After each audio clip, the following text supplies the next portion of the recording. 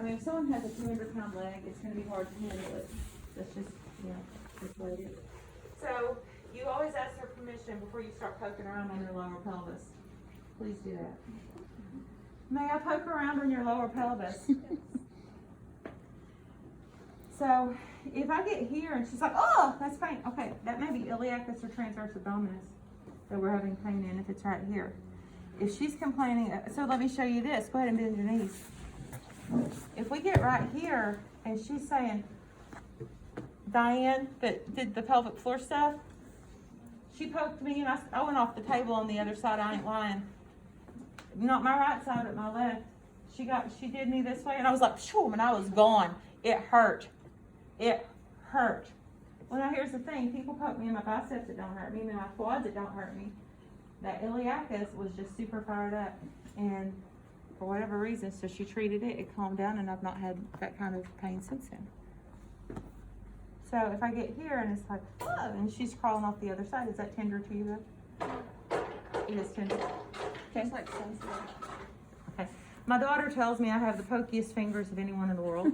So if my fingers, I know my fingers aren't pokey, but there's a difference between just that.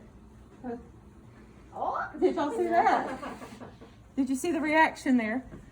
Oh, you missed it. I thought you were getting footage of this. Okay, so if I know she's sensitive, you got footage though, right? If I know she's sensitive, I don't want to keep poking at her. She's going to hate me if I keep poking at her, right? So what I want to do is find, can you tolerate that kind of pressure right there? Okay, so I find something she can tolerate. And then what I would probably do is get a pillow and put it underneath this thigh. Go ahead and let your leg down. Okay, so I put a pillow underneath that thigh so she has just a little bit of hip flexion. Then I'm just going to roll her in and out like this. And we're doing, this is called a iliacus pin and rock. It's a soft tissue mobilization, but instead of me working directly on the muscle itself, I'm working on moving the insertion away from the origin while I'm holding pressure on that muscle belly. Okay, so now let's bend and straighten your knee. So we're going to bend it and then straighten it back down. Now we're doing more of a pin and move. Once again, soft tissue mobilization to see if we can help this to relax a little bit.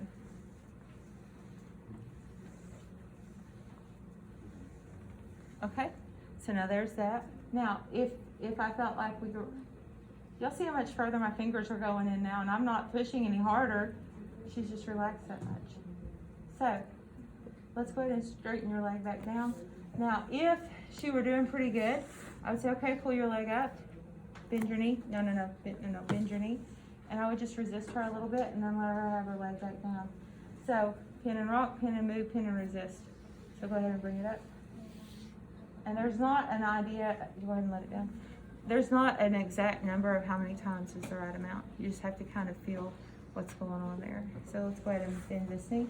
And I'm gonna keep my fingers there and go ahead and let your foot relax. Okay. So then once she's relaxed, once she's at a resting position, I'm gonna relax my hand. And then like I said, I always want to check the other side because she was a little tender over here, but not like that left one was, because did you see the reaction on the left side? That, wow.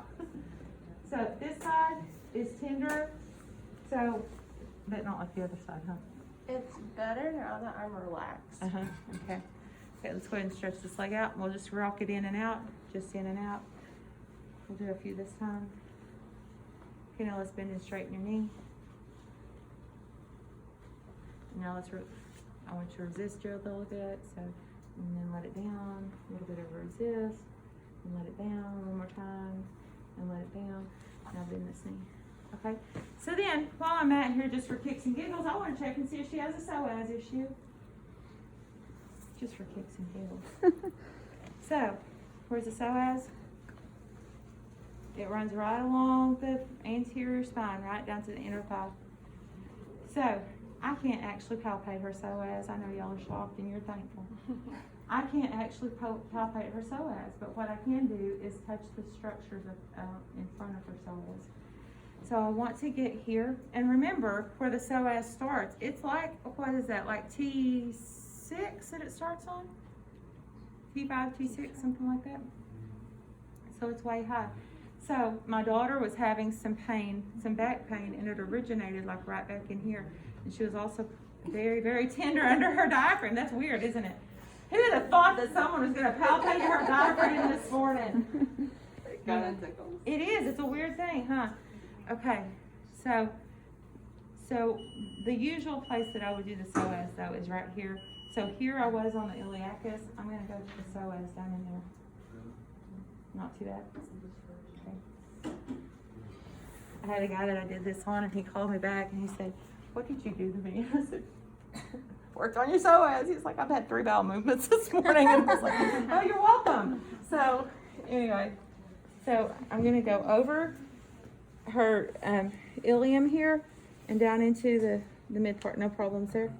Okay. All right. So the good news is she doesn't have psoas problems. If she had psoas problems, I would do the same thing. Just hold pressure and do some pelvis rock or knee rocking, lumbar rotation, whatever you want to call it, that way, and then have her do it her own self, and then resist her a little bit to each side. That's what I would do. Okay. Iliacus. Let's go back and check this one now. Are you as tender as you were? Okay. So that's good news. She didn't jump off the table. That's good news. Okay. Let's get on to this whole video